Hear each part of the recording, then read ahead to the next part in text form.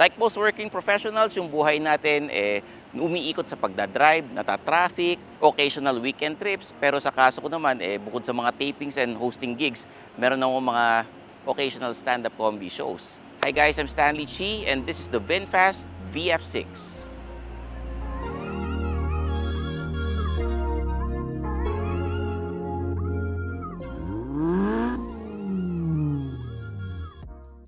Kotse ba?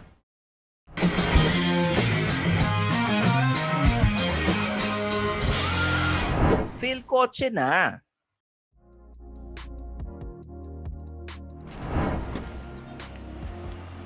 Every weekday morning, bago pumasok sa opisina, lalagay ko lang yung mga gamit ko dyan. Kung minsan-minsan, mag-workout ako sa gym or magja-jogging ako, ilalagay ko rin lang dyan gamit ko. Maluwag naman eh.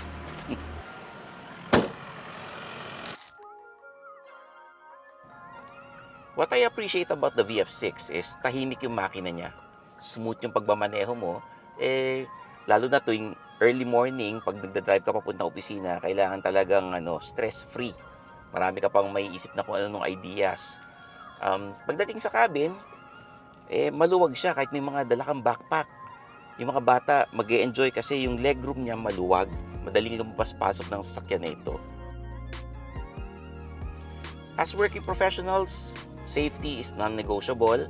Kaya importante na meron siyang adaptive cruise control, lane keep assist, tsaka kumpleto ang airbags. Pagdating naman sa highways tsaka yung mga parking, malaking tulong yung 360-degree camera. Dito sa loob, naka-angulo yung malaking touchscreen na infotainment system sa driver. So, hindi ka mahihirapan kung ikaw nagmamaneho. Tsaka malaking tulong din kasi madali lang i-navigate kung mag-waze ka, makikinig ng Spotify, at kung i-adjust mo yung aircon, yung climate control kasi, maganda rin kung kay mainit yung hapon mo o yung giniginaw ka, madali lang mag-adjust ng aircon dito.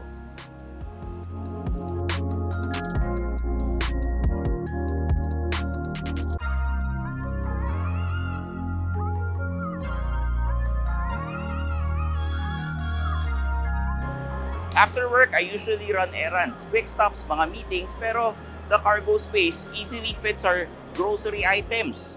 Kung kailangan ko ng mas maluwag na space para sa mga bagahe, i-fold ko lang yung second row seats. Oh, mas maluwag na. Dati iniisip ko pa yung gagastusin ko sa gasolina, kung tataas ba yung presyo bukas or mamaya. Diba? Dahil electric siya, di na ako namumroblema dyan. Plug and go lang, and it really adds up over time. For me, the VinFast VF6 fits perfectly into everyday life. It's safe, spacious, and economical. Everything I want for in a daily car. So, whether you're a working professional or you have a family that's looking to switch into electric vehicles without sacrificing comfort or practicality, this is definitely one to consider. I'm your host, Stanley Chi, yung senpai ng Turbuhan. Kita-kits tayo sa next video. Bye-bye! Thanks for watching! For the latest news, reviews, and anything you want to know about cars and car ownership, visit philcoche.com. Follow us on YouTube, Facebook, Instagram, and Spotify para hindi ka huli sa usapan. Tandaan, kotse ba? Philcoche na!